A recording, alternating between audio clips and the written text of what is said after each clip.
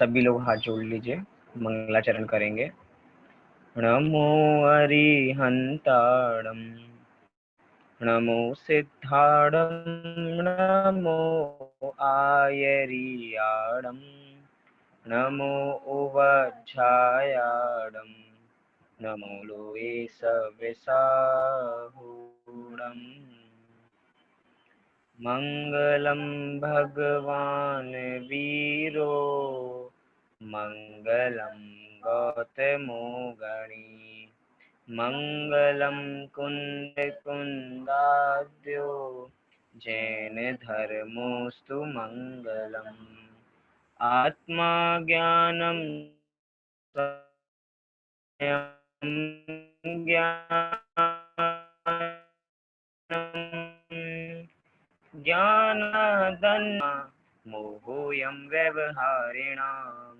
अज्ञानतिमिरान्धानां ज्ञानाचक्षुरुन्मीलितं येन तस्मै श्रीगुरुवे नमः। तस्मै श्रीगुरुवे नमः। लघु जैन सिद्धांत प्रवेशिका गुरु गोपाल दास जी बरैया द्वारा विरचित, जिसकी चर्चा हम हमारे विगत दिनों से जिसकी चर्चा चल रही है, उसी क्रम में हम 7 तत्वों का स्वरूप समझ रहे हैं। कल की कक्षा में हमने तत्व की परिभाषा जानी थी कि तत्व वास्तव में कहते किसे हैं। तो तस्य भावम तत्वम, क्या तस्य भावम इति तत्वम, अर्थात वस्तु का जो भाव है वही तत्व है, अर्थात वस्तु का जो स्वरूप है उसी को तत्व कहा जाता है। वस्तु उसके अलावा कुछ नहीं होती, तत्व इसके अलावा कुछ भी नहीं होता। और क्या देखा था हमने, इसी के साथ साथ ये देखा था कि तत्व कितने होते हैं। तो तत्व बताया था कि तत्व होते तो अनंत हैं, बात उनको समेट के बात करें तो तत्व हमने 7 तत्वों की बात की थी। जीव, अजीव, आश्रव, बंध, संवर, निर्जरा और मोक्ष, ऐसे हमने 7 तत्वों की बात की थी।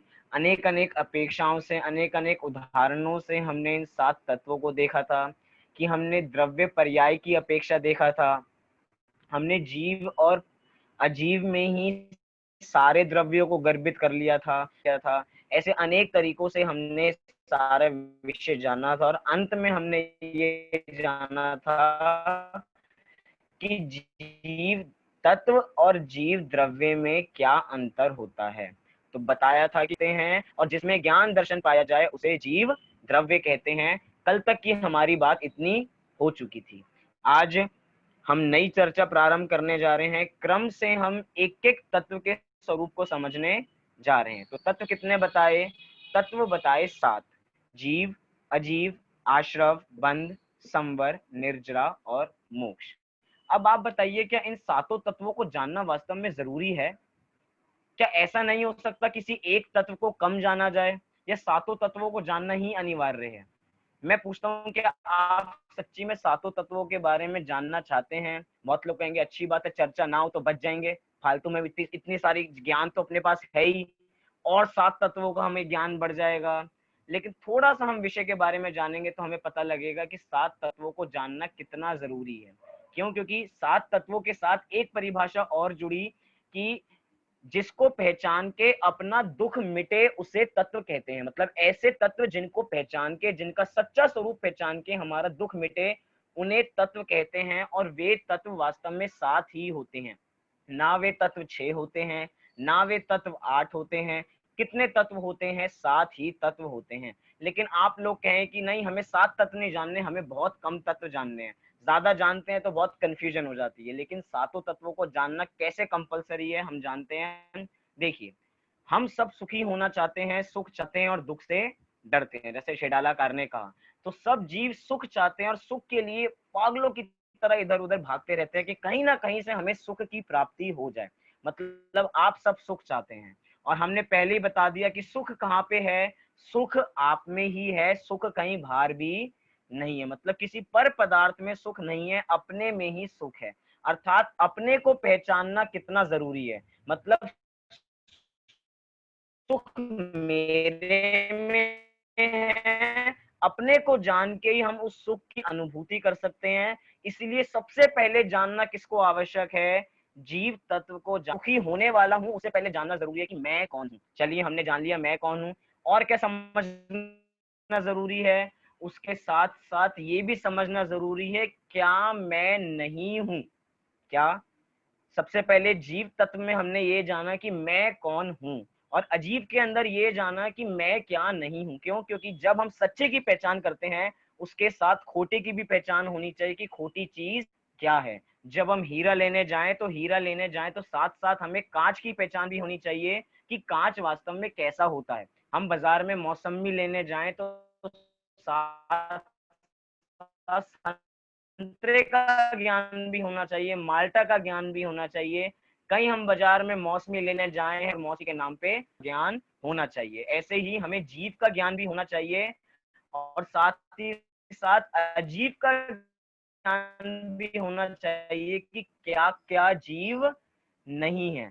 मतलब अभी तक 7 तत्वों में से हम कह रहे थे हमें किसी तत्व को नहीं समझना, लेकिन अब आपको पता लगा कि जीव और अजीव ये 2 तत्व जानने कितने जरूरी। चलिए, आप सब जीव सुखी होना चाहते हैं। सब कितना सुख चाहते हैं? 10% सुख चाहते हैं, 20%, 30%, 50% या 100%? तो सब कह रहे होंगे कि हाँ हमें तो 100% ही सुख चाहिए, हमें ना ज्यादा कम सुख चाहिए। हमें कितना चाहिए? हमें 100% सुख चाहिए। तो वास्तव में वो सुख क्या है? आवाज आ रही है? तो वास्तव में वो सुख क्या है? वो सुख कहाँ है? तो वो सुख है मोक्ष में। कहाँ पे है वे सुख? वे सुख है मोक्ष में, कि मोक्ष में ही वे सच्चा सुख प्राप्त होता है, और कहीं वे सुख प्राप्त। आप सबको आवाज आ रही है?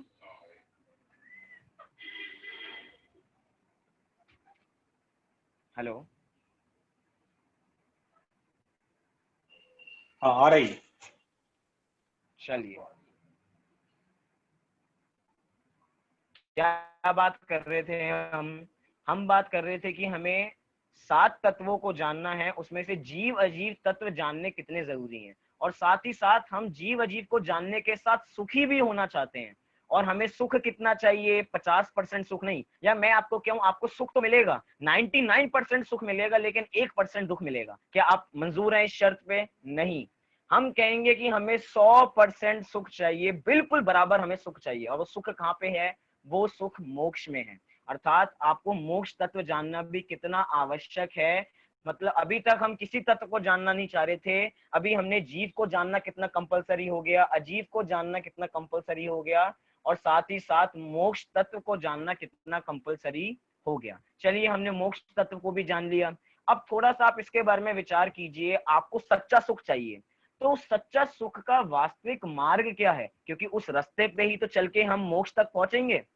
सबको मोक्ष चाहिए, लेकिन मोक्ष के लिए कुछ ना कुछ रास्ता होगा जिस पे हम चलेंगे और फिर मोक्ष तक पहुंचेंगे, जिसको हम कहते हैं मोक्ष मार्ग। कि मोक्ष मार्ग पे चढ़ के ही हम उस मोक्ष द्वार तक पहुंच जाते हैं। तो वो मोक्ष का द्वार क्या है? वे मोक्ष का मार्ग क्या है? तो मोक्ष का मार्ग है संवर निर्जरा। मतलब कि जीव अजीव जानना जरूरी है, आपको सुखी होना है तो मोक्ष जानना जरूरी है। और वो सुख आपको मिलेगा कैसे, किस मार्ग से मिलेगा? तो आपको संवर निर्जरा जानना भी बहुत जरूरी है। चलिए, हमने मोक्ष का मार्ग जान लिया, लेकिन मोक्ष का मार्ग तो जान लिया, लेकिन उसके साथ साथ ये भी जानना जरूरी है क्या क्या मोक्ष का मार्ग नहीं है। कभी हम ऐसा मान के लें कि जो मोक्ष का मार्ग नहीं है और हमने उसको मोक्ष का मार्ग मान लिया, तो हम कभी भी मोक्ष पहुंचने वाले नहीं है। कि हम मुंबई की ट्रेन में बैठ के कभी भी दिल्ली पहुंचने वाले नहीं है। कभी हमने जो मोक्ष का मार्ग नहीं था उसको मोक्ष का मार्ग मान लिया, तो हम मोक्ष नहीं पहुंचेंगे, कहीं और पहुंचेंगे। मतलब हमारी डेस्टिनेशन मोक्ष नहीं होगी, कोई और होगी। इसीलिए मोक्ष मार्ग के साथ साथ आपको उसके विरुद्ध रास्ते जो हैं आपको वो जानना भी बहुत जरूरी है। मतलब आप इन 7 तत्वों को जानने से बच नहीं सकते, आपको सातों ही तत्व जानने पड़ेंगे। जीव अजीव, आश्रव, बंध, संवर, निर्जरा, मोक्ष, ये सातों तत्व जानने बहुत जरूरी हैं। चलिए, इतना तो हमने जाना कि सात तत्वों को जानना क्यों जरूरी है? क्यों? क्योंकि हमें सुखी होना, सुख का मार्ग इन सातों तत्वों के सच्चे जानने से, सच्चा ज्ञान होने से, उसका सही भाव पकड़ने से तभी हम सुखी हो सकते हैं। अब चलिए क्रम से हम जानते हैं कि एक एक तत्व की परिभाषा क्या है। आप सब पेज नंबर 23 खोल लीजिए, लघु जैन सिद्धांत प्रवेशिका पेज नंबर 23, जिसमें 125 नंबर का प्रश्न अर्थात अंतिम प्रश्न उस पृष्ठ का है कि सातों तत्वों का स्वरूप क्या है। क्या? सातों तत्वों का स्वरूप क्या है? वास्तव में तत्व कितने हैं? तत्व तो अनंत हैं, लेकिन अपने पास समय का भी अभाव है, तो हम अनंत को क्या जाने, हम अनंत को ही कैटेगराइज करके हम सात तत्वों का स्वरूप हम जानते हैं। आइए सबसे पहला उत्तर में बताया, क्योंकि क्रम से हम चलेंगे, जीव के बाद अजीव जानेंगे, तो सबसे पहला तत्व है जीव तत्व। कि जीव तत्व वास्तव में कहते किसे हैं? तो उत्तर दिया, जीव अर्थात आत्मा। जीव अर्थात आत्मा, जीव सदा ज्ञाता स्वरूप, पर से भिन्न और त्रिकाल स्थायी पदार्थ है। क्या परिभाषा दी? जीव अर्थात आत्मा, मतलब जीव के ही अन्य शब्द आपको बता रहे हैं कि जीव को ही आत्मा के नाम से जाना जाता है। और अन्य शब्द बताऊं जीव के, तो जीव को प्राणी के नाम से जाना जाता है, जीव को भूत के नाम से जाना जाता है। क्या कहा? जीव को भूत के नाम से भी जाना जाता है। हम तो भूत वो देखते थे जो सपनों में आया करते थे, तो हम डरा देते थे, लेकिन यहाँ पे आत्मा का ही एक और पर्यायवाची नाम हम कहेंगे, वो है भूत। मतलब कितने सारे नाम हो गए? एक नाम है जीव, एक नाम है आत्मा, एक नाम है प्राणी, और एक नाम है भूत। मतलब जीव अर्थात आत्मा, और आगे क्या लिखा? जीव सदा ज्ञाता स्वरूप, पर से भिन्न त्रिकाल स्थायी पदार्थ है। तीन चीजें बता दी कि जीव कैसा है। पहला पॉइंट है जीव सदा ज्ञाता स्वरूप है। कैसा स्वरूप है? ज्ञाता स्वरूप है। ज्ञाता स्वरूप का मतलब क्या होता है? ज्ञाता अर्थात जानने वाला। क्या? ज्ञाता अर्थात जानने वाला। चार चीजें होती हैं ये, ज्ञाता, ज्ञेय, ज्ञप्ति और एक और अन्य चीज, ऐसी चार चीजें यहाँ पे होती हैं। इसमें से हम कौन है? हम हैं ज्ञाता, अर्थात ज्ञेयों को जानने वाले ज्ञाता, मतलब पदार्थों का ज्ञान करने वाले ऐसे ज्ञाता। वो पदार्थ क्या है? वो पदार्थ अपनी आत्मा भी है और साथ ही साथ पर पदार्थ भी हैं। अर्थात हमारी आत्मा का स्वरूप कैसा है? हमारी आत्मा स्व पर प्रकाशक है। आपने शब्द सुना होगा, हमारी आत्मा कैसी है? हमारी आत्मा स्वपर प्रकाशक है, मतलब खुद को भी प्रकाशित करती है और अन्य को भी प्रकाशित करती है। कैसा उदाहरण दिया? जैसे कि एक दीपक होता है। क्या? एक दीपक होता है, वो दीपक जब जल रहा होता है तो उस दीपक को ढूंढने के लिए हमें एक और दीपक जलाने की आवश्यकता नहीं पड़ती। कि कमरे में एक दीपक जल रहा है और हमें कहा जाए उस दीपक को देख के आओ, तो हम एक और नया दीपक जलाएं और उसको कमरे में लेके जाएं, उस दीपक को ढूंढें कि कहाँ रखा है। वो दीपक अपने को भी प्रकाशित करता है और अन्य चीजों को भी प्रकाशित करता है। मतलब वो दीपक स्व को भी प्रकाशित करता है और पर को भी प्रकाशित करता है। ये दीपक का स्वरूप है। अर्थात दीपक का स्वभाव है कि वो अपने को भी जानता है और पर को भी जानता है। जैसे हमारे भगवान है, भगवान अपनी आत्मा को भी जानते हैं और साथ ही साथ पर पदार्थों को भी जानते हैं। पर पदार्थों को जानते जरूर हैं, लेकिन पर पदार्थों से किसी भी प्रकार के राग द्वेष नहीं करते। जानना और राग द्वेष करने में बहुत बड़ा अंतर है। जानते हैं हम भी बहुत सारे पदार्थों को हैं, हम भी बहुत सारे पदार्थों से राग द्वेष नहीं करते हैं, लेकिन किसी ना किसी पदार्थ में राग द्वेष करते हैं। इसी कारण हम संसार में फंस जाते हैं।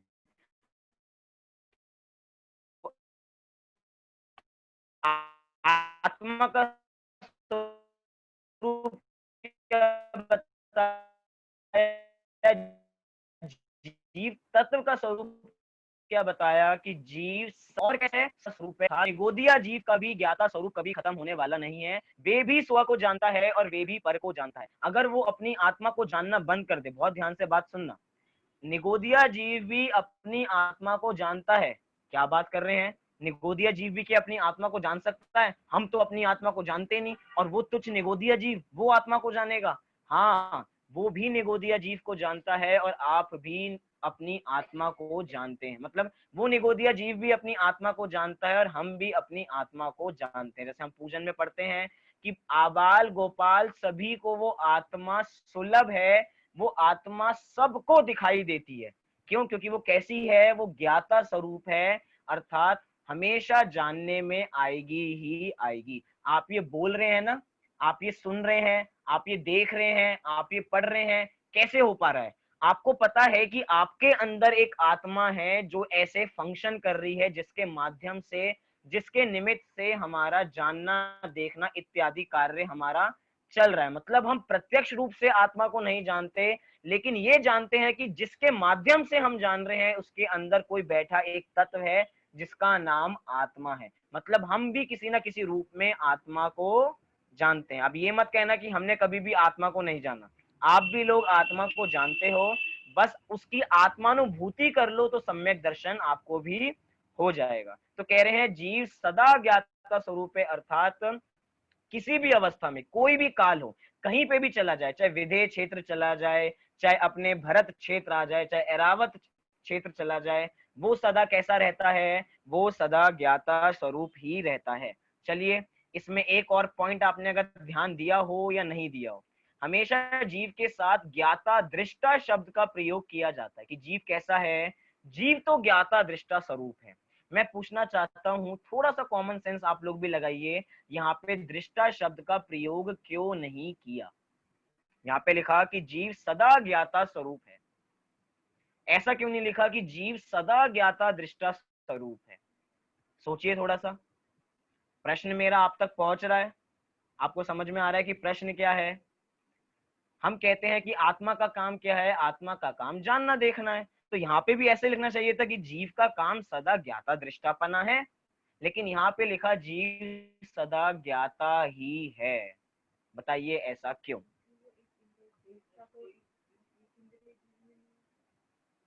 चलिए, दीपाली जी बताना चाहेंगी, वो अपना माइक खोल लीजिए। भैया जीव सभी पर्यायों में देख नहीं सकता, इसलिए ज्ञाता स्वरूप तो वो सभी पर्यायों में है, निगोद में हो चाहे किसी भी, सभी में है। लेकिन देखना सिर्फ मतलब इसमें ज्ञान जो देखने का है वो सब पर्यायों में नहीं हो सकता, इसलिए। चलिए, आपने थोड़ा सा, थोड़ी सी भूल कर दी। क्या? कि निगोदिया जीव देखता नहीं है। किसने कहा निगोदिया जीव देखता नहीं है? इधर देखने का नाम आंखों से देखने का नाम नहीं है, इधर देखने का मतलब दर्शनोपयोग है। ज्ञाता दृष्टा अर्थात ज्ञानोपयोग और दर्शनोपयोग। ज्ञानोपयोग दर्शनोपयोग तो सभी जीवों को होता है, तो इसलिए ऐसा यहाँ पे नहीं है। मनीष जी कुछ बताना चाहेंगे? हाँ जी, अपना माइक खोल लीजिए।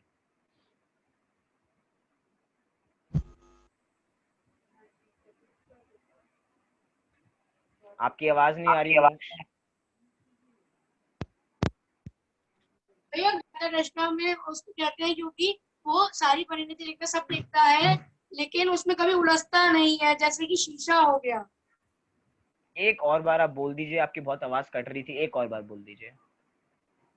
भैया वो होता है जैसे, मतलब वो सबकी परिणति देखता है, सब कुछ देखता है, लेकिन उसमें उलझता नहीं है कभी, जैसे शीशा।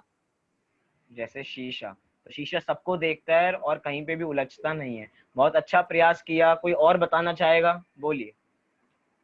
मतलब जानता है सब, ठीक है, जब सिर्फ अपनी आत्मा को जानेगा तब उसमें दर्शन। चलिए, आपने भी बहुत अच्छा प्रयास किया। कभी कभार प्रश्न इतना सरल होता है, हम उस सरल से प्रश्न को इतना कठिन बना देते हैं, ऐसा लगता है कि पता ही नहीं इसमें कौन सी रॉकेट साइंस पूछ ली कि इसका आंसर क्या होगा। बहुत सिंपल सा आंसर था कि यहाँ पे ज्ञाता स्वरूप को मुख्य दिखाया गया है और दृष्टा स्वरूप को गौण किया गया है। क्या उत्तर था इसका? इसका उत्तर इतना सा था कि किसको मुख्य किया जा रहा है और किसको गौण किया जा रहा है, क्योंकि दर्शनोपयोग एक ऐसी चीज है जो हमारी पकड़ में नहीं आती। जब हमने दर्शनोपयोग और ज्ञानोपयोग की चर्चा पहले की थी, तो कहा था कि दर्शनोपयोग हमारे ज्ञान का विषय नहीं है, हमें पकड़ में नहीं आता, हमें पकड़ में आता है ज्ञानोपयोग। इसीलिए यहाँ पे ज्ञाता स्वरूप को मुख्य किया गया है और दृष्टा स्वरूप को गौण किया गया है। इतना सिंपल सा उत्तर था। सब लोग बहुत डीप में जा रहे थे कि ऐसा होगा, कि वो शीशे का उदाहरण दे रहा था, कोई कुछ कह रहा था, बहुत कुछ कहा, लेकिन बहुत सिंपल सा उत्तर था कि जीव सदा ज्ञाता स्वरूप है, क्योंकि उसको मुख्य किया जा रहा है और दूसरी चीज को गौण किया जा रहा है। ये क्या है? ये स्यादवाद की पद्धति है। आप लोग स्यादवाद भी पहले पढ़ के आ चुके हैं। देखिए आप जैसे जैसे आगे पढ़ते जा रहे हैं, पूर्व के सिद्धांतों को भूलिए मत। ये सारे पूर्व के सिद्धांत आगे आगे अप्लाई होते जा रहे हैं। आपने अनेकांश स्यादवाद पढ़ा था तो उसका उपयोग हो गया, मुख्य गौण। आपने अभी दर्शनोपयोग ज्ञानोपयोग पढ़ा था तो उसका यहाँ पे उपयोग हो गया, लेकिन आप सब वो चीज भूल गए, इसकी वजह से आप इसका उत्तर नहीं दे पाए। चलिए कुछ नहीं होता, आपने प्रयास बहुत बढ़िया किया। लिखा कि जीव सदा ज्ञाता स्वरूप होता है, और क्या लिखा, पर से भिन्न होता है। दूसरी विशेषता क्या है, पर से भिन्न होता है। पर से भिन्न क्या होता है, बहुत सिंपल सा उत्तर, पर से भिन्न अर्थात जीव कभी भी पर नहीं होता, इसलिए वो पर से भिन्न है। जीव जीव रहता है, कभी भी अजीव नहीं होता। ऐसा कब होगा कि मैं किसी पदार्थ को जानूं और मैं उसके जैसा हो जाऊं। एक घड़ा है, एक घड़े को मैं घड़े को घड़े रूप जानते रहूं और कुछ समय बाद मैं घड़ा बन जाऊं। मैं बहुत देर से मैं मोबाइल को देख रहा था, थोड़ी देर बाद मैं खुद मोबाइल बन गया। ऐसा कभी हो सकता है? ऐसा नहीं होता। आप जीव हो तो सदा जीव ही रहोगे, आप जो हो आप वैसा ही रहोगे। ऐसे ही कह रहे हैं यहाँ पे, आप जीव हो, आपका काम ज्ञाता दृष्टा है, तो आप जीव ही बने रहते हो। इसी का मतलब है कि पर से भिन्न होना, मतलब हम हमेशा पर द्रव्यों से भिन्न रहते हैं। चलिए मैं आपसे पूछना चाहता हूं, आपने 4 अभाव पढ़े हैं, अभी अभी रिसेंटली आपने अभी 4 अभाव पढ़े हैं, कि मैं पर से भिन्न हूं, इसमें कौन सा अभाव लगता है? मैं पर से भिन्न हूं, इसमें कौन सा अभाव लगता है? बहुत जल्दी उत्तर आना चाहिए।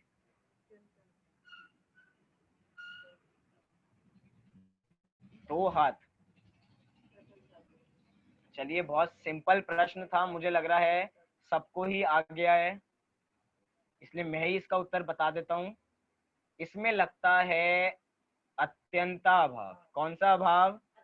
अत्यंता भाव। अत्यंता भाव क्यों लगता है? क्योंकि एक द्रव्य दूसरे द्रव्य से भिन्न है, एक द्रव्य दूसरे द्रव्य को स्पर्श नहीं करता। और इसको बताने वाला अभाव कौन सा है? इसको बताने वाला अभाव है अत्यंता अभाव। तो देखो यहाँ पे अप्लाई हो गया, अभी 4 अभाव का स्वरूप पढ़ के आए और यहाँ पे हमने अप्लाई कर लिया। ऐसे आपको भविष्य में जब आप ग्रंथों का अध्ययन करेंगे तो आपको ऐसे सिद्धांतों का अप्लाई करना है, तो आपको इतना आनंद आएगा कि जो हमने पढ़ा था हमने उसको अप्लाई किया, तो और आपको आनंद आएगा। देखो हमारा पढ़ना कितना सार्थक है, हम कितना अच्छा पढ़ते हैं, आपको अपने ऊपर भी बहुत ज्यादा गर्व होगा। तो यहाँ पे कह रहे हैं पर से भिन्न अर्थात पर हमें कभी भी स्पर्श करता नहीं है। और क्या बता रहे हैं? त्रिकाली स्थायी पदार्थ है। तीसरी विशेषता बताई, त्रिकाली स्थायी पदार्थ है। स्थायी मतलब क्या होता है? स्थायी मतलब कि जो जैसा है, मतलब स्थायी, जो जीव है वो हमेशा जीव ही रहेगा, कभी भी अजीव नहीं होगा। स्थायी का मतलब ये नहीं है आप कहने लगो हम तो बड़े अस्थायी हैं, पहले ऐसे बैठे थे अब ऐसे बैठ चुके हैं, उसके बाद थोड़ी देर बाद ऐसे बैठेंगे, फिर हाथ ऐसे रख लेंगे, फिर ऐसे बैठ जाएंगे, हम तो अस्थायी हैं, कभी इधर बैठते हैं कभी उधर बैठते हैं। यहाँ पे ऐसा अस्थायी या स्थायी का मतलब नहीं है। अस्थायी और स्थायी का मतलब क्या है? स्थायी का मतलब कि आप जैसे हैं आप सदा काल वैसे ही रहने वाले हैं। आप जीव हैं तो सदा काल जीव रहने वाले। सदा काल क्यों कह रहा हूं? क्योंकि यहाँ पे त्रिकाली शब्द का प्रयोग किया। त्रिकाली अर्थात भूत भविष्य वर्तमान। आप बदलोगे, आप बालक से युवा होगे, युवा से वृद्ध होगे, आपकी अनेक अवस्थाएं होंगी, उसके बावजूद भी ऐसा नहीं होगा कि हमारी आयु बदली और हम जड़ हो गए। आपकी आयु बढ़ेगी, आप परिणमन करोगे, उसके बावजूद भी आप क्या रहने वाले हो? आप जीव ही रहने वाले हो। इसलिए लिखा कि आप त्रिकाली स्थायी पदार्थ हो। मतलब कि इसके अंदर ये यहाँ पे जितनी बातें बताई गई हैं बहुत बुद्धिपूर्वक बताई गई हैं। क्यों? क्योंकि यहाँ पे हमें लग रहा होगा तो बहुत सिंपल सी बातें हैं, इसमें क्या है, तो रिपीटेशन है, लेकिन यहाँ पे रिपीटेशन नहीं है। आप जब ग्रंथों को देखेंगे, जब आप न्याय ग्रंथों को देखेंगे जिनकी मैंने सुबह चर्चा की थी, उन न्याय ग्रंथों में इसका इतना खुलासा किया गया है क्योंकि अन्य मत वाले लोगों ने इसके बारे में अनेक मान्यताएं बना रखी हैं। क्या? अनेक लोगों ने अनेक मान्यताएं इसके बारे में बना रखी हैं। जैसे हम बौद्धों की बात करें, बौद्धों की बात करें तो वो कैसे हैं? वो क्षणिकवाद हैं, अर्थात वो क्षणिक को मानते हैं, अनित्य को मानते हैं। जैसे कि हम तो नित्य अनित्य दोनों को मानते हैं, लेकिन वे क्या हैं? वे मात्र अनित्य को मानते हैं, अर्थात क्षण ध्वंसी पर्यायों को ही वे मानते हैं। वे ऐसा नहीं मानते कि जो पदार्थ है वो हमेशा कैसी है? त्रिकाल स्थायी पदार्थ है। अब जैसे ही आत्मा को बताया, जीव को बताया कि वो त्रिकाली स्थायी पदार्थ है, वहीं पे बौद्धों का खंडन हो गया, क्योंकि बौद्ध कहते हैं कि आत्मा भी अनित्य है। क्या बौद्ध कहते हैं कि आत्मा भी अनित्य है, लेकिन यहाँ कह रहे हैं कि आत्मा नित्य है। क्या कहा, थोड़ा आपको समझ में आया? बौद्ध की एकांत मान्यता है, एकांत मिथ्या मान्यता है कि आत्मा अनित्य ही होती है। और अनित्य कैसी होती है, उदाहरण दिया, जैसे कि दीपक है, दीपक जब तक जल रहा है तब तक दीपक है, जैसे ही बुझ गया वो दीपक नहीं है। क्या कहा, बहुत जल्दी बोल गया। दीपक जल रहा है तो दीपक है, नहीं जल रहा तो दीपक नहीं है, वो खत्म। ऐसे वो यहाँ पे कह रहे हैं कि आत्मा मर गई तो गई आत्मा, अब वो आत्मा है ही नहीं। उन बौद्धों का खंडन करने के लिए हमारे यहाँ एक एक विशेषण, हो सकता है हमें इसकी महिमा नहीं आ रही हो, लेकिन उन आचार्य भगवंतों को इसकी महिमा आती है कि वो एक एक विशेषण कितना काम करता है, जिसमें लिख दिया कि त्रिकाल स्थायी पदार्थ, कि त्रिकाल है। कुछ लोग मानते हैं कि वर्तमान काल में ही रहती है आत्मा, भूतकाल में नहीं रहती है, भविष्य काल में नहीं रहती है। कुछ लोग मानते हैं हमेशा आत्मा नई नई उत्पन्न होती है, लेकिन हम मानते हैं कि आत्मा त्रिकाल स्थायी पदार्थ है, अर्थात आत्मा नित्य भी है और आत्मा अनित्य भी है। क्या कहा, आत्मा नित्य भी है और आत्मा अनित्य भी है। कई बार कहा जाता है, आज की डेट में सब लोग चाहते हैं कि हमें नई से नई चीज मिले। क्या सब लोग चाहते हैं हमें नई से नई चीज मिले? मैं कहूंगा कि आपको मैं अभी 1 लाख रुपए देता हूं, तो आप उन 1 लाख रुपयों से कौन सा फोन लेना चाहोगे? आप कहोगे हमें तो लेटेस्ट से फोन, बिल्कुल लेटेस्ट फोन चाहिए, जो आज के जमाने का फोन हो, जिसमें सारे फीचर्स हो, हमें वो फोन चाहिए। मतलब हमें 1 लाख रुपए वाला फोन चाहिए जिसमें सब कुछ उपलब्ध हो, हमें लेटेस्ट मॉडल चाहिए। लेकिन कुछ लोगों की मान्यता ऐसी होती है जो कहते हैं नहीं, हमें तो भैया ओल्ड इज गोल्ड, हमें तो वो छोटे फोन ही पसंद आते हैं जिसमें कीपैड होता है, जिसमें फोन मिलाते हैं, बात होती है और उस फोन को रख देते हैं। क्यों? क्योंकि फोन का काम बात करना है, इसलिए उसका उतना ही प्रयोग करना चाहिए। मतलब कुछ लोग कह रहे हैं ओल्ड इज गोल्ड और कुछ कह रहे हैं हमें अप टू डेट चाहिए। तो ऐसी ही आत्मा में है। मैं कहता हूं आपको नई से नई आत्मा चाहिए तो आपको नई से नई आत्मा भी हम दिला देंगे। आपको पुरानी से पुरानी आत्मा चाहिए तो आपको वो भी मिल जाएगी। क्यों? अगर आपको पुरानी से पुरानी आत्मा चाहिए तो हमारी आत्मा तो पुरानी है ही, क्योंकि अनादिकाल से है हमारी आत्मा, मतलब ओल्ड इज गोल्ड। और नई की बात करें तो आत्मा हर समय नई हो रही है। क्यों? क्योंकि उत्पाद व्यय द्रव्य उसमें भी चल रहा है, उत्पाद व्यय होके वो आत्मा हर समय नई हो जाती है। तो आपको नई से नई आत्मा चाहिए तो आपको वो भी मिलेगी। मतलब आपका बचने का ऑप्शन नहीं है। आप कहोगे कि हम बच जाएं, ऐसा होने वाला नहीं है। आपको जो चाहो आपको वो यहाँ पे मिलेगा, जैन दर्शन आपको यहाँ पे कहता है। तो ये परिभाषा बताई जीव की, जिसको मैं एक बार दोहरा देता हूँ। आपको कुछ जीव के बारे में पूछना हो तो आप पूछ लीजिए, नहीं तो हम इसके बारे में आगे बढ़ेंगे। इसके बाद क्या जीव के बारे में लिखा, जीव अर्थात आत्मा में ही पदार्थ है। जब ये परिभाषा हमको पढ़ाई गई थी तब इसमें हमें एक शब्द और ऐड कराया गया था, जो शब्द मैं चाहूंगा कि आप लोग भी इसमें ऐड कर लीजिए। जोड़िए मैं।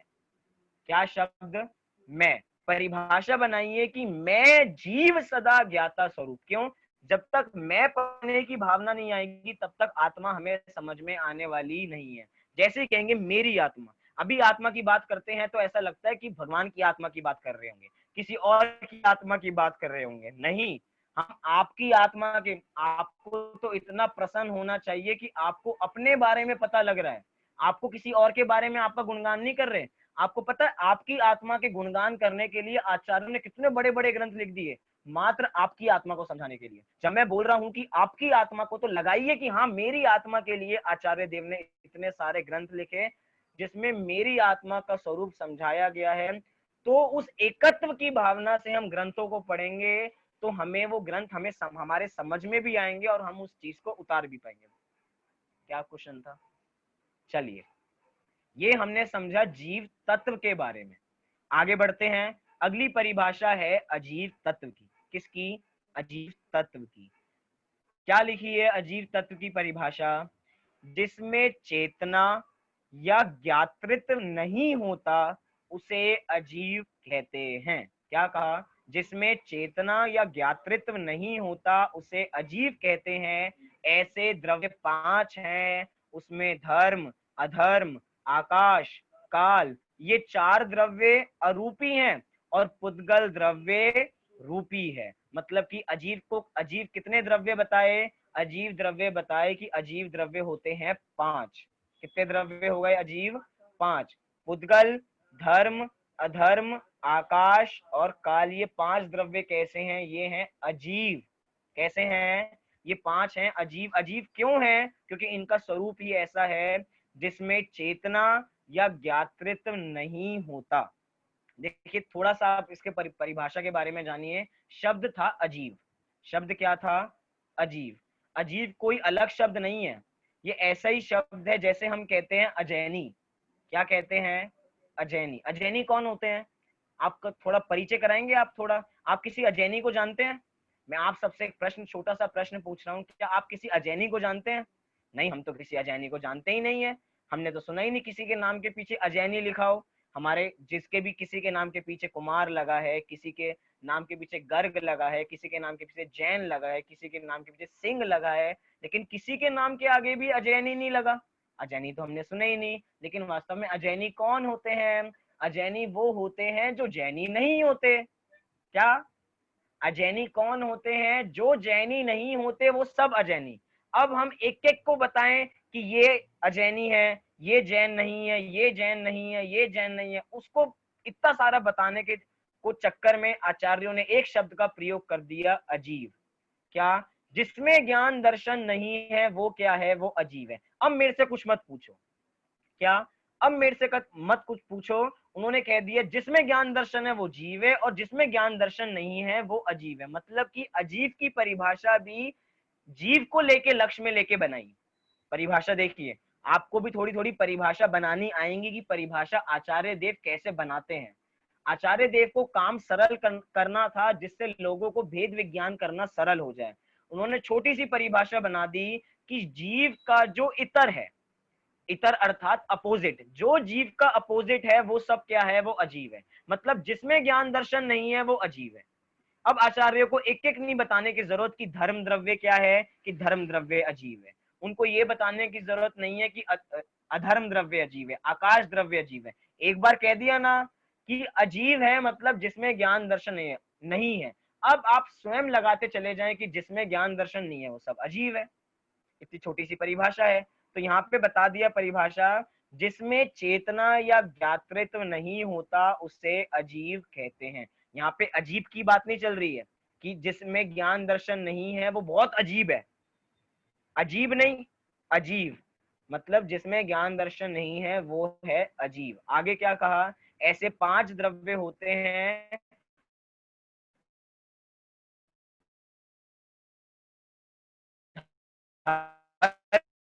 धर्म, अधर्म, आकाश, काल, ये 4 द्रव्य हैं जो हमें दिखाई नहीं देते, उसे कहते हैं अरूपी। जैसे मिस्टर इंडिया था ना, मिस्टर इंडिया के पास एक बटन था जिसको दबा के वो इनविजिबल हो जाता था, मतलब आंखों से दिखाई किसी को देता नहीं था। ऐसे ये 4 द्रव्य हैं, धर्म द्रव्य, अधर्म द्रव्य, आकाश द्रव्य और काल द्रव्य, जो हमें आंखों के माध्यम से दिखाई नहीं देते। इसीलिए उसे क्या, कौन सा, क्या कहा? उसे कहा गया ये अरूपी द्रव्य हैं। और पुद्गल द्रव्य, पुद्गल द्रव्य को कहा कि पुद्गल द्रव्य रूपी द्रव्य है। क्यों? क्योंकि उसमें स्पर्श, रस, गंध, वर्ण पाया जाता है। पुद्गल में स्पर्श, रस, गंध, वर्ण पाया जाता है, इसलिए वो रूपी है। लेकिन रूपी है इसीलिए हमें दिखाई देता है, ऐसी बात नहीं है। क्योंकि कुछ पुद्गल ऐसे भी हैं जो इतने छोटे हैं, इतने छोटे हैं, जिनकी परमाणु, जिनकी हम बात पहले करके आ चुके हैं, वे परमाणु, वे भी पुद्गल हैं, लेकिन उसके बावजूद भी वे हमें आंखों के माध्यम से दिखाई नहीं देते। क्या? वे हमें आंखों के माध्यम से नहीं दिखाई देते। मतलब मोटी मोटी परिभाषा है, जो हमें आंखों के माध्यम से दिखाई दे वो रूपी पदार्थ, और जो हमें आंखों के माध्यम से नहीं दिखाई दे वे अरूपी पदार्थ। तो इतनी सी हमें बात समझने वाली है। तो 5 द्रव्य क्या हैं? धर्म, अधर्म, आकाश, काल और ये जो पुद्गल है, ये सब क्या है? ये सब अरूपी हैं। ये सब, सॉरी, ये सब रूपी अरूपी अर्थात ये सारे अजीव हैं। आप सोच के देखिए, 6 द्रव्यों में मात्र एक द्रव्य ऐसा है जिसमें जानने देखने का व्यापार है, जो जान देख सकता है। मतलब आप बाकी द्रव्यों से कितने भिन्न हो। आपको लगता है हम में तो कोई स्पेशल क्वालिटी ही नहीं है, कभी कभार दूसरों से कंपेयर करने लगते हैं। वो पेंटिंग कर लेता है, वो साइकिल भी चला लेता है, कितने अनेक अनेक वो काम कर लेता है, और मैं तो बिल्कुल भोंदू सा हूँ, मेरे में तो कुछ काम ही नहीं है, मैं कुछ कर ही नहीं पाता हूँ। लेकिन एक बार विचारिए, आप में कितना काम करते हैं। आप जानने देखने का काम करते हैं, हमें जानने देखने का काम बड़ा नहीं लगता, लेकिन एक जानने देखने का काम ही हमें अन्य द्रव्यों से भिन्न कर देता है कि अन्य द्रव्य अलग है और हम अलग है। इसलिए ज्ञान दर्शन अपना गुण है, और जिसमें ज्ञान दर्शन नहीं है वो अजीव है।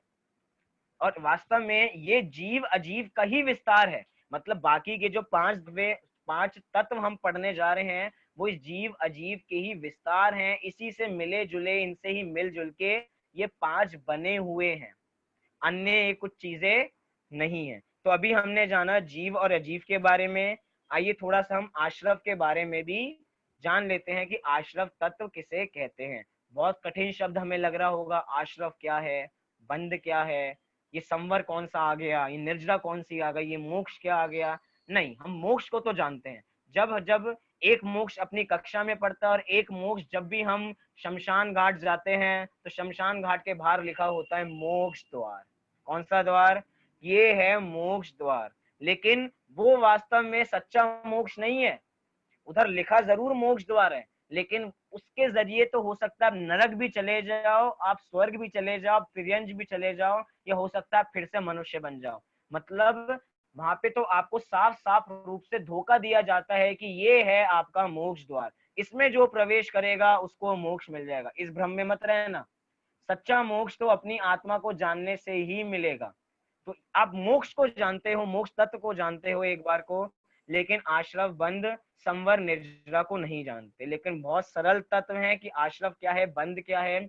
जैसे मैंने शुरू में आपको 7 तत्व जानने की उपयोगिता बताई थी, तो ऐसे ही है जैसे जीव अजीव जानना जरूरी है। मतलब 7 तत्वों को थोड़ा और संक्षेप करें, क्योंकि आश्रम हमें समझना है तो संक्षेप कर दें कि पहले हमें जीव अजीव जानना जरूरी है, उसके बाद हमें मोक्ष जानना जरूरी है, उसके बाद उसका मार्ग जानना जरूरी है, और उसके बाद कौन सी चीज वो मार्ग नहीं है वो जानना जरूरी है। मतलब हमें वो लगती तो है कि ये संवर निर्जना है। ध्यान से देखिए, आश्रम बंद की चर्चा प्रारंभ हो गई कि हमें लगता तो है कि ये संवर निर्जना है, इनसे कर्म छूटते हैं, लेकिन वास्तव में इनसे कर्म बंधते हैं। क्या वास्तव में उनसे कर्म बनते हैं? मतलब हमारी बुद्धि उल्टी थी। वास्तव में जो संवर निर्जरा थी हमने उसको संवर निर्जरा माना नहीं, और जो आश्रम बंद था उसको हमने संवर निर्जरा मान रखा था, और अनादि काल से भ्रम में थे। आज आप सबका भ्रम मिट जाएगा कि आश्रम तत्व वास्तव में होता क्या है। तो आइए बिना देरी किए उस परिभाषा को भी देखते हैं। क्या लिखा आश्रम तत्व के बारे में कि जीव की शुभाशुभ। इस परिभाषा को पढ़ने से पहले एक और बात देख लें, जो अब 5 तत्व आने वाले हैं उन 5 तत्वों में 2 प्रकार से विभाजन आपको मिलेगा, द्रव्य आश्रव और भाव आश्रव। मतलब कि द्रव्य और भाव की अपेक्षा इन 5 तत्वों में विभाजन हो जाएगा कि आश्रव कैसा 2 रूप से, द्रव्य और भाव, बंध कैसा 2 रूप से, द्रव्य और भाव, ऐसे ही संवर कैसा 2 रूप से, निर्जरा कैसी 2 रूप से, मोक्ष कैसा 2 रूप से। अब ऐसा प्रारंभ हो रहा है। अब आश्रव को देखते हैं क्या लिखा है। जीव की शुभाशुभ भाव में विकारी अवस्था को भाव आश्रव कहते हैं, और उस समय कर्म योग्य नवीन रज कणों का स्वयं स्वतः आत्मा के साथ एक क्षेत्र अवगाह रूप से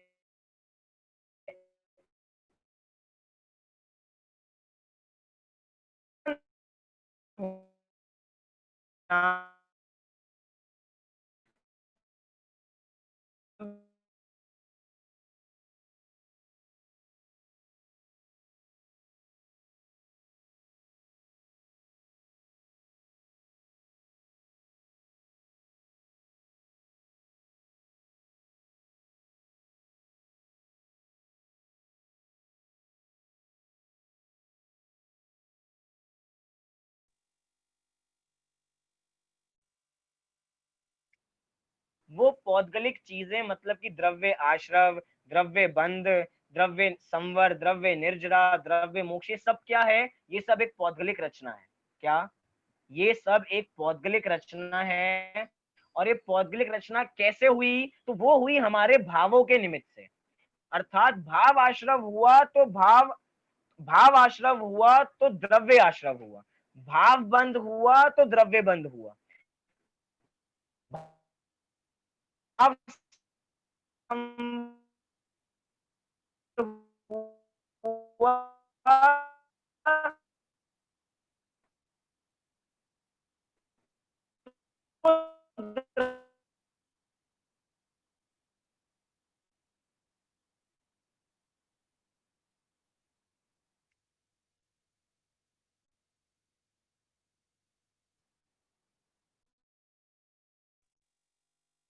वो क्या है? वो है द्रव्य आश्रव। आश्रव अर्थात इकट्ठा होना, आना, कर्मों का आना, वो है द्रव्य आश्रव। और कर्म कैसे? अब मैं आपसे पूछना चाहता हूँ, कर्म आपके पास कैसे आ गए? क्या उनका मन कर रहा था, चलो आज बहुत दिन हो गए हैं इनसे नहीं मिले, मोक्ष से बहुत दिनों से नहीं मिले, चलो थोड़ा मोक्ष के पास चलते हैं। बहुत दिन हो गए दृष्टि के पास नहीं चले, थोड़ा चलो दृष्टि के पास चलते हैं। या बहुत दिन हो गए मेरे पास नहीं चले, थोड़े मेरे पास चलते हैं। क्या ऐसा होता है कि कर्म थोड़े परेशान हो गए हो, कहाँ जाएं, चलो उनके पास चलते हैं? नहीं, कर्म खुद से किसी के पास चल के नहीं आते हैं। हमारे पास एक इनविटेशन लेटर होता है। क्या हमारे पास एक इनविटेशन लेटर होता है? जब वो इनविटेशन लेटर उन कर्मों तक पहुंचता है तभी वो आते हैं, वो खुद नहीं आते हैं। उनका खुद का भी अभिमान है, वो किसी के पास ऐसे आप उनको इज्जत पूर्वक हो तो वो इज्जत, क्या मतलब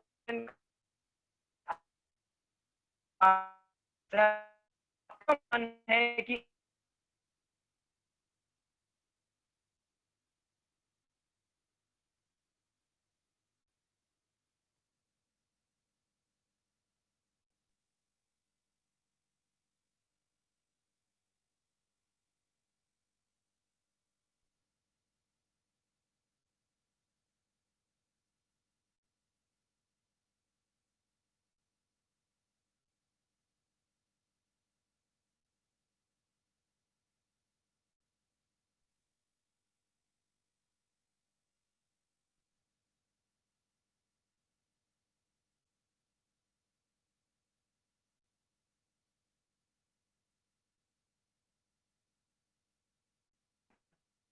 हेलो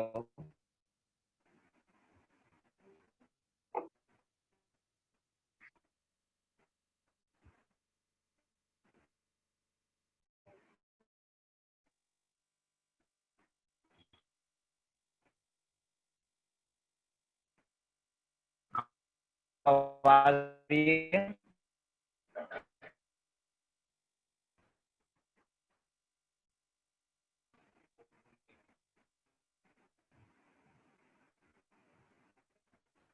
आपको आ रही है? हेलो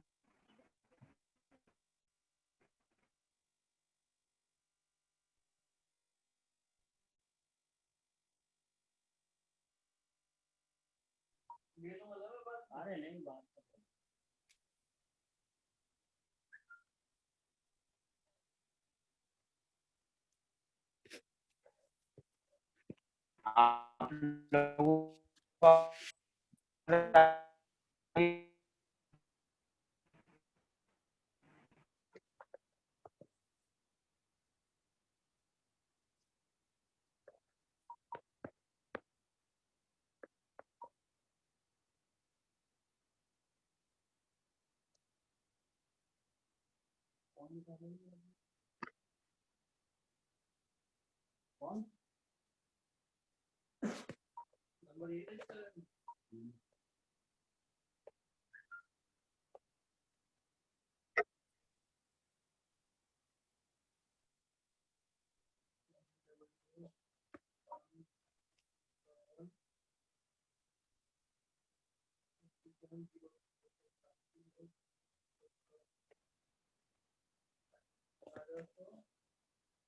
हेलो हेलो,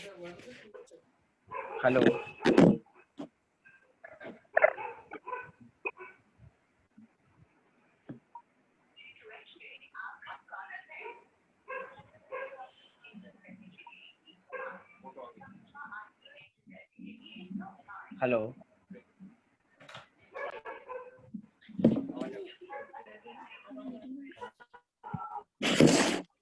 एक सेकेंड बस, आवाज आ रही है? हेलो,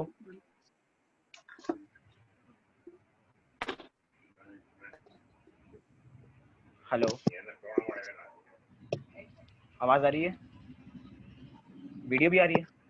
चलिए, आपको भी एक बार सबको आवाज आ रही है तो आप एक बार थंब कर दीजिए कि आपको आवाज प्रॉपर आ रही हो। तो चलिए, क्या बात कर रहे थे अभी हम? क्या चर्चा कर रहे थे? हाँ जी, क्या बात कर रहे थे अभी हम? भैया अशरफ की बात कर रहे थे, अशरफ की हमारा तो सब निकल गया, सुन नहीं पाए। चलिए, आशरफ की बात कर रहे थे, कोई नहीं सुन पाया क्योंकि डिस्कनेक्ट हो गया था। हम बात कर रहे थे आशरफ के बारे में कि कर्मों का आना ये होता है द्रव्य आश्रव, कि कर्म अपने द्वार से आते हैं। वो पौद्गलिक कर्म चलकर आते हैं, तो वो खुद चल के नहीं आते, उनको इनविटेशन दिया जाता है तब वे अपने पास आते हैं। अर्थात हम कहें कि हमसे कर्म आके खुद बंध गए हैं, सब कुछ नहीं है।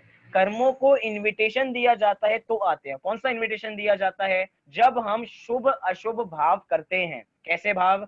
जब हम शुभ अशुभ भाव करते हैं, अर्थात विकारी या अविकारी, या कहें कि शुभ अशुभ भाव करते हैं, तो उनके माध्यम से कर्म अपने पास आते हैं। जब हम शुभ भाव करते हैं तो कहते हैं कि बढ़िया कर्म आ गए, जब बुरे परिणाम करते हैं तो बुरे कर्म आ गए हैं। मतलब कि जैसे हम भाव करेंगे हमारे साथ वैसे कर्म आ जाएंगे। मतलब जैसे परिणाम हम करेंगे उसके अनुसार हमारे कर्म बनते हैं। कर्म आश्रव के द्वार से अपने अंदर आ जाते हैं, वो पौद्गलिक कर्म अपने पास आ जाते हैं। वो यहाँ पे परिभाषा में उसी रूप में यहाँ पे दिया गया कि जीव की शुभ अशुभ भाव में विकारी अवस्था। क्या कहा? जीव की अशुभ भाव में विकारी अवस्था। मतलब विकारी अवस्था दो प्रकार की बताई। कौन सी प्रकार की? विकारी अवस्था ही दो प्रकार की है, शुभ भाव और अशुभ भाव। कि जीव की जब शुभ अशुभ भाव में विकारी अवस्था होती है, मतलब दो अवस्थाएं होती है, एक होती है विकारी अवस्था और एक होती है अविकारी अवस्था।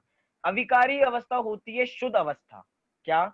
अविकारी अवस्था होती है शुद्ध अवस्था, और विकारी अवस्था होती है शुभ अशुभ अवस्था।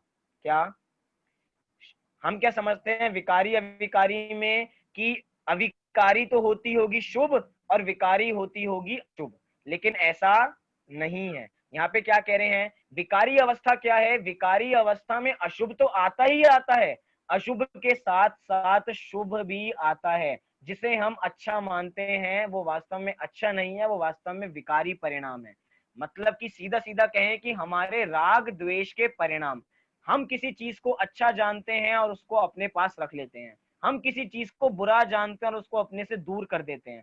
वो अच्छा जान के पास रखना और बुरा जान के दूर करना, इसके पीछे का जो परिणाम है वो राग द्वेष का परिणाम, वो ही आपके विकारी अवस्था है। और जब ऐसी विकारी अवस्था होती है तो कर्म अपने पास एक्टिव हो जाते हैं और वो कर्म हमसे आके चिपट जाते हैं, कर्म हमसे आके चिपक जाते हैं और अपने पास रह जाते हैं।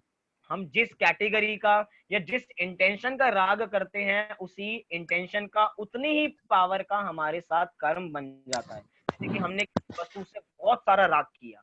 क्या? हमने किसी वस्तु के साथ बहुत सारा राग किया तो हमारे साथ उसके अनुसार कर्म बंधन होता है। हमने किसी वस्तु के साथ कम राग किया तो उसके अनुसार कर्म बंधन होता है। हमने किसी वस्तु के साथ बहुत द्वेष किया, कितना द्वेष?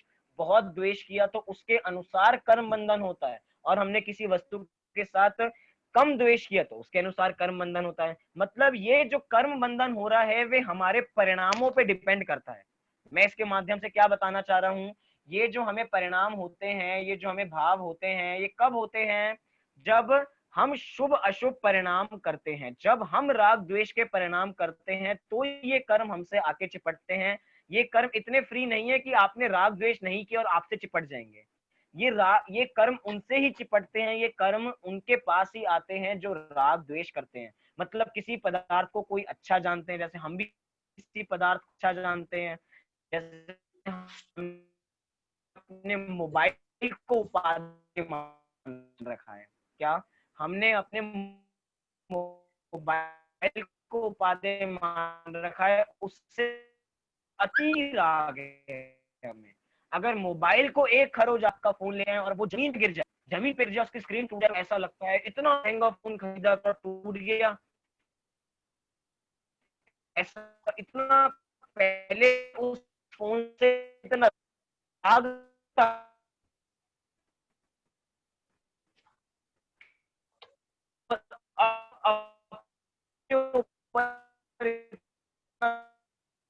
द्वेष हो रहा है, इतना गुस्सा आ रहा है, ये फोन द्वेष अवस्था राग द्वेष काल में तो ऐसा होता है, हम किसी पदार्थ को किसी काल में अच्छा जानते हैं और उसी पदार्थ को किसी अन्य काल में बुरा जानते हैं। मतलब कि जो हमारा काम कर दे हम उससे राग करने लग जाते हैं, और जो हमारे काम नहीं कर उससे हम द्वेष करने लग जाते हैं। मतलब क्या है इसका मतलब, हेलो, वस्तु कोई अच्छी वस्तु सामने वाली कैसी है कि सामने वाली वस्तु हमने अच्छी जानी है, उससे राग किया तो वैसे कर्म बनेंगे। आपने उस वस्तु को बुरा जाना तो आपके साथ वैसे कर्म बनेंगे। यही आश्रम तत्व के बारे में यहाँ पे समझाया जा रहा है। क्या लिखा है यहाँ पे? आश्रम तत्व के बारे में लिखा कि जीव की शुभ अशुभ भावकारी अवस्था, मतलब यहाँ पे थोड़ी सी भी शुभ भाव को शुभ भाव वंश मात्र ही भला होता हो, उसको क्या लिखा है वो शुभ भाव भी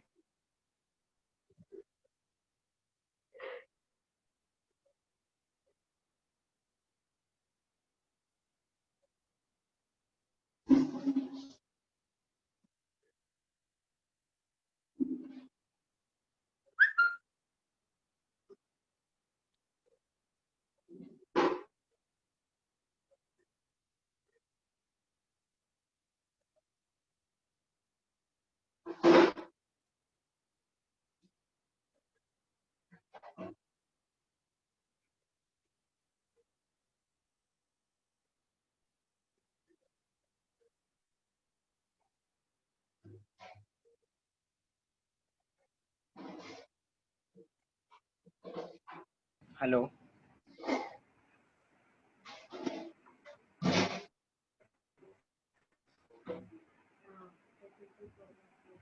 हेलो आपको आवाज आ रही है? अब चलिए, आज क्लास थोड़ी ब्रेक हो रही है, तो अभी हमने आशरफ के बारे में जाना, हम थोड़ा आशरफ के बारे में कल भी जानेंगे। कुछ प्रॉब्लम आ रही है तो आज की कक्षा को हम यहीं पे पूरी करते हैं। अभी हमने इस कक्षा में जीव अजीव आशरफ के बारे में जाना, कल थोड़ा आशरफ के बारे में और जानेंगे और इसी चर्चा को थोड़ा और गति प्रदान करते हुए बंध को जानेंगे, संवर को जाने, अभी आवाज आ रही है, संवर निर्जरा आगे मोक्ष तत्वों को जानेंगे। तो अभी की कक्षा को यहीं पे पूरी करते हैं। कल सुबह से जो हमारी नई कक्षा प्रारंभ होने वाली है षट लेश्याओं की, कौन सी कक्षा? कल सुबह की कक्षा षट लेश्याओं की प्रारंभ होने वाली है। आप उस कक्षा से भी जुड़िए, बहुत लंबा विषय नहीं है, हम उसको अति संक्षेप में देखेंगे कि वास्तव में षट लेश्याएं होती क्या हैं, हमारी कौन सी लेश्या है, कैसे परिणाम होने चाहिए, किस परिणाम से कैसी लेश्या होती है, कितनी प्रकार की लेश्या होती है, इन सब प्रश्नों का समाधान आपको कल सुबह की कक्षा से मिलना प्रारंभ हो जाएगा। हाँ जी, आप बोलना चाह रहे हैं?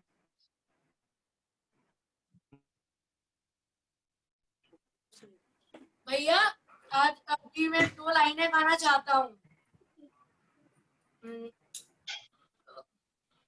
वो लाइनें हैं, पर द्रव्यों से भिन्न त्रिकाली जब अनुभव में आएगा, शरीर आदि पुद्गल द्रव्यों का सर्व विमोह पलाएगा, ऐसा निर्मल करेंगे। भैया